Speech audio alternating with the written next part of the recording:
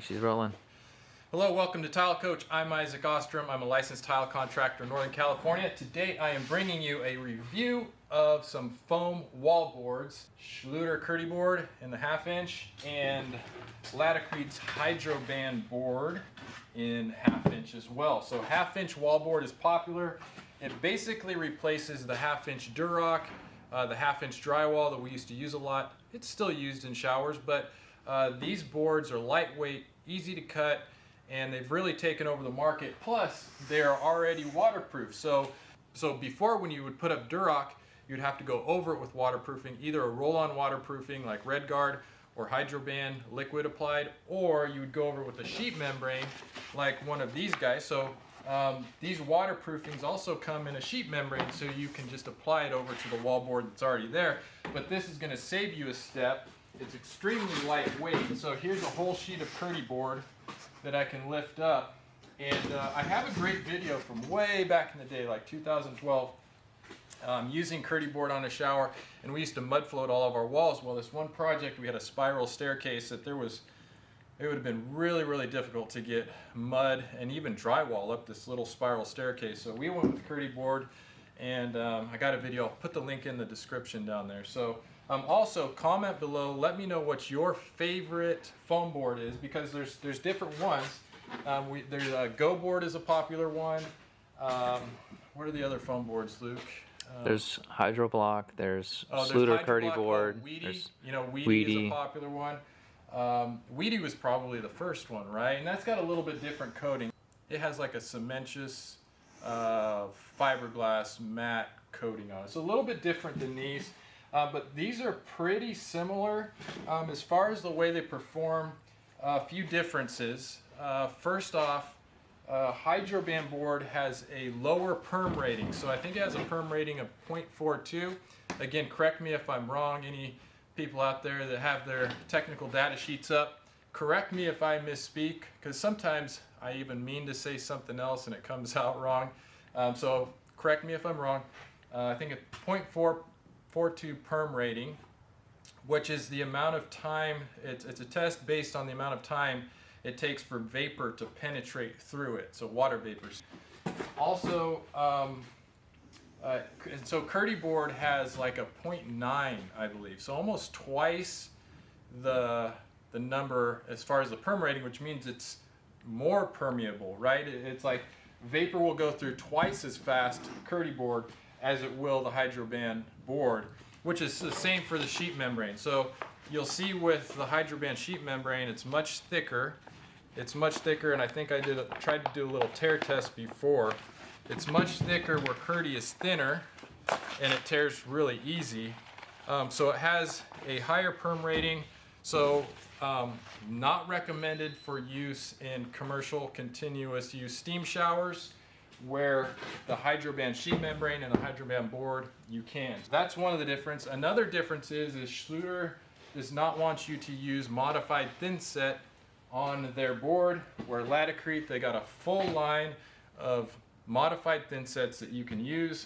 So that just opens you up to using a lot of different thin sets that are high performance, much better thin sets you can use than going with unmodified on the Kerdi-Board. But as far as the boards, I wanted to just do like a couple little tests. One being how easy do they cut, and then the other one would be I want to do like a little force test where kind of emulate in between wall studs, see how much compression you get out of it. I'm actually going to step on it in between like a 12-inch span and see which one gives more. So we're going to do that. And then also a heat test. So the reason why I would even bring up heat, because a lot of people don't know with the foam boards, is that they are very sensitive to high heat. So if you had a steam shower and you got a steam outlet where the steam is coming out of, so steam comes out of the outlet at a minimum of 212 degrees. So that's 212 degrees coming out of that steam outlet. So I'm going to show you what happens when high heat hits these foam boards. The other thing, I also see people using it on fireplaces. And so if you put this on a fireplace around, right above your fireplace under the mantle, you're going to have a lot of heat either from a gas fireplace or a wood burning fireplace. A lot of heat is hitting right there. So I want to show you what happens when you put heat on it. So a couple things. Again, glad you're here. Also to note, I am not sponsored by either of these companies. This is a total unbiased review. Sorry about the beeping. I got people going in and out there. So this is a total unbiased review. The reason I can do that is because I've been making my own merchandise, putting it on our website. You guys have been buying it. Thank you very much. So that's my little plug. Keep supporting our channel and I can bring you these unbiased reviews. I'll put the link in the description and pin a comment to get you if you want one of these hats, a t-shirt. We got tumbler mugs now. And soon to come, we're gonna start doing drains, tools, all the other things that I talk about. So thank you very much for your support. Now let's get on with it. So as far as cutting, what's nice about these foam boards is they usually give you some kind of pattern to cut. So if I want to make an 18-inch cut, I can put a line, and you know, Laticretes are a little farther apart, but I could set up a straight edge in relation with those dots, and I don't need to take another measurement. So if I get my straight edge, my beautiful Stabila, again not sponsored, just I've always used them and loved them. I can line up the dots.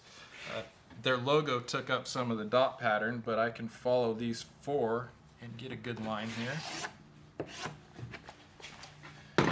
So these foam boards are nice and easy to cut.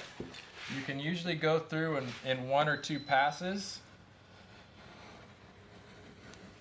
Oh, that's the other thing about, okay, so cutting Laticrete, what I've noticed is you can cut it like drywall. I don't need to go all the way through it. So I can do 1 pass like drywall, cutting through the top. I didn't cut all the way through it.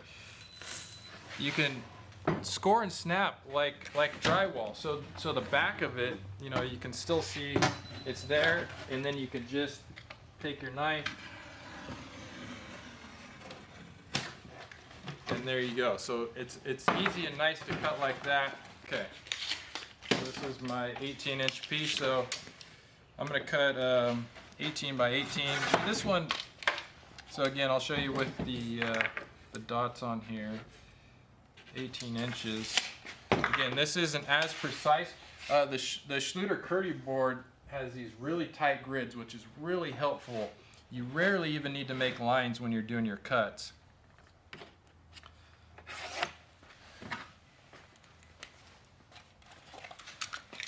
I'll do the same thing here.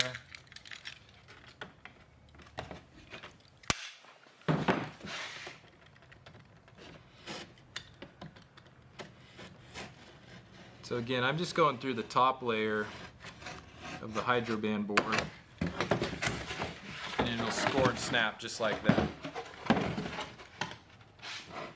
So I don't think the Kerdi you can do that. With this Hydroban board, again, this layer is really thick. It's, well, I'm not going to say really thick, but it's thicker than Kerdi.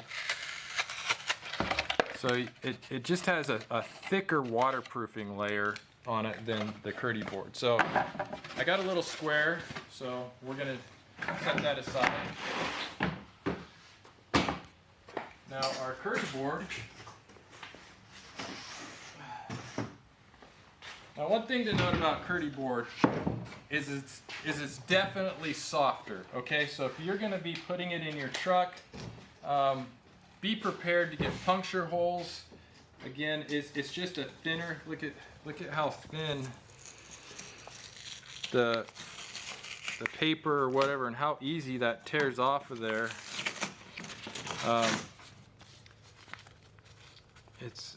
I don't even know what it's made of, but it's really thin.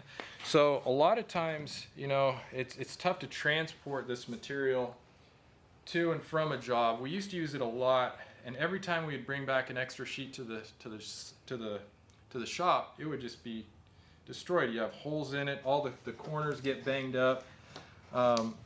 It compresses really easy. So anyways, we're gonna go ahead and make a cut. I'll see if I can do that same. So again, one of the nice things about Kerdi-Board is you have all of these different grids. So I can just make a mark and then eyeball where that's gonna be, just follow it down. and it's right in the middle of this grid.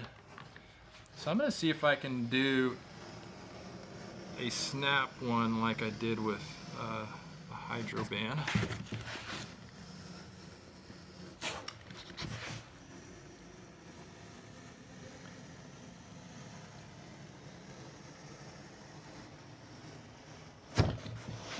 Let's see what happens. So yeah, you could do the same thing with the Kerdi-Board. So again, I just think that's a little more accurate way of making a straight line than trying to go all the way through, because your utility knife will start to walk on you. When you're just going through the top layer, it's real easy to keep a straight line.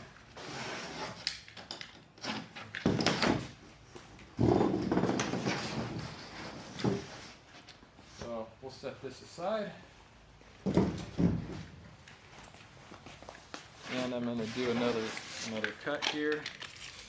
18 inches. Okay, so this time, and the grids will be different, so they're not going to line up the same every time. Now I'm going to be on the right side of this grid.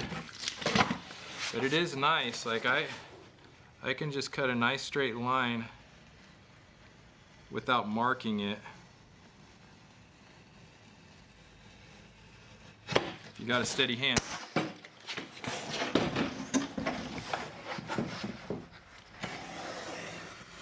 Thank you to Luke for giving me a pair of safety glasses, brand new. It's funny, I probably don't need them in this video.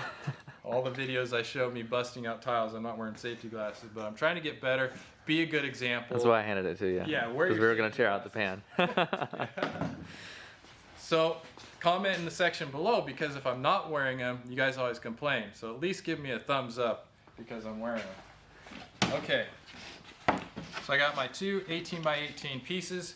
First thing I want to do is do like a little step test, kind of emulate what it would be like in between two studs. So this is less than a common stud. We have 11.5.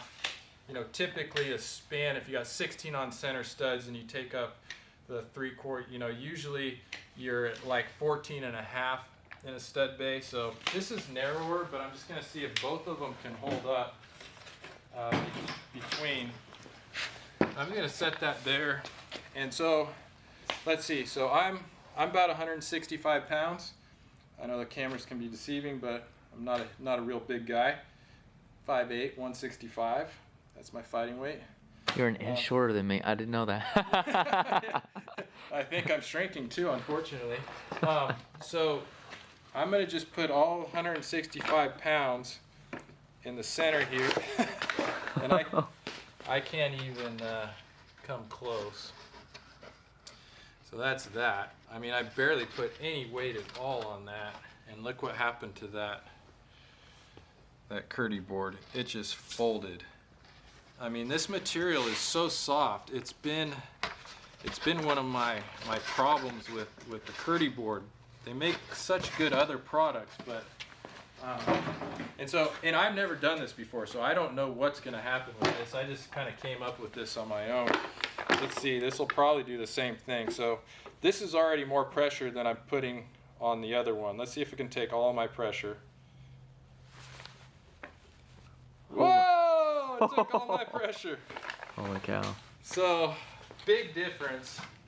I'll do this again just so you can see what the Kerdi-Board does. But this makes me feel a lot better using this. I mean, you can tell by feeling it. You can just tell it's stronger when you're cutting it. But again, I'm just going to put a little bit of pressure on here. And it just breaks. So, okay, so that's that. So you see what happens as far as force in between a stud. Again, if it's on a wall, you know, unless somebody, you know, maybe is drinking, they fall into a wall or something.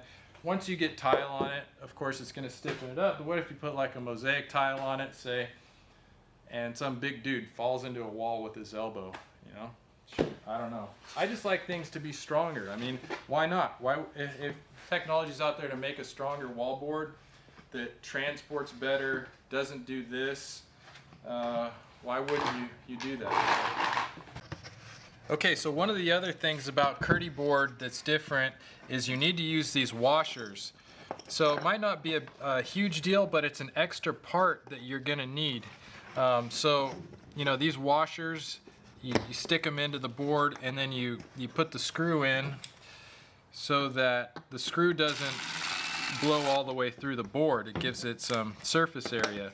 A Hydroban board, you do not need the washers, so you can go right into the Hydroban board without using those washers. Again, because the surface is much stronger. I mean, it's hard. You can just hear how hard this is. You do not need to use these washers like you do the Kerdi-Board, so it's going to save time. It's going to save you an extra step. The only time you need a washer when doing the Hydroban board is if you're going to do a ceiling. So again, this is just, I don't know, for what it's worth, I'm going to put a heat gun on here, and we're going to pretend like this is next to a steam outlet or a fireplace. So this guy gets pretty hot.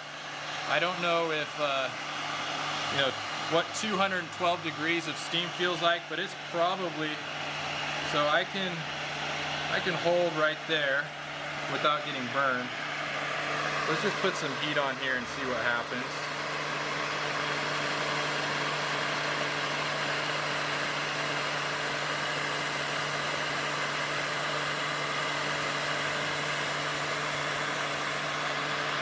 There it goes. So now it's starting to shrink back. And if I put more heat on it, let's see what it does.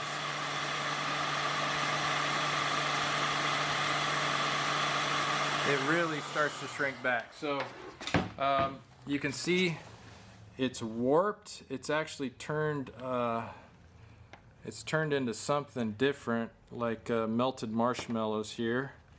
But regardless, this definitely would not be a good substrate for tile if it got hot and did that. Let's see if the Hydroban board does the same thing. I think the core of the boards are probably have the same chemical composition. I think it's just denser in the Hydroban board with a stronger coating on the outside.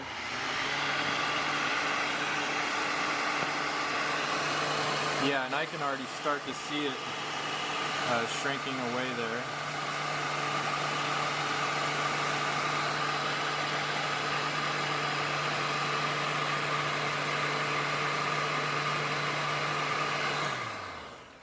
So you can see what happens with the heat gun. Again, we got melted marshmallows, not a good substrate for tile. So I'm just trying to show the limitations. Again, I don't know how much you need to worry about this, but if you're doing a fireplace, I definitely would not use this on a fireplace, and use a lot of caution around a steam outlet. All right, go for it. Okay, just for fun, I'm gonna see what happens if we light it. What's up, honey? I understand you're kind of busy, but you gotta take a minute. Okay. For a second. So with the boards, again, we ran into an issue where we were doing some plumbing, and we had to do a solder in tight to the board, and we almost burnt the house down because this stuff is very flammable, especially with the blowtorch. And if you have a draft that's pulling up a stud bay or in a wall, you definitely want to be careful. So yeah, just a side note, it's very flammable. All right, so there you have it. I could probably keep doing a bunch of things to these boards, playing around with it, but actually my wife needs me up front, so I got to go answer some questions. So thank you for being with me. I hope you enjoyed the video. Again, leave your comment in the section below. What is your favorite wallboard? Let me know, and I'll try to get a test in on those as well. So again, last but not least, I love you guys. I love being your tile coach, and we'll see you on the next video.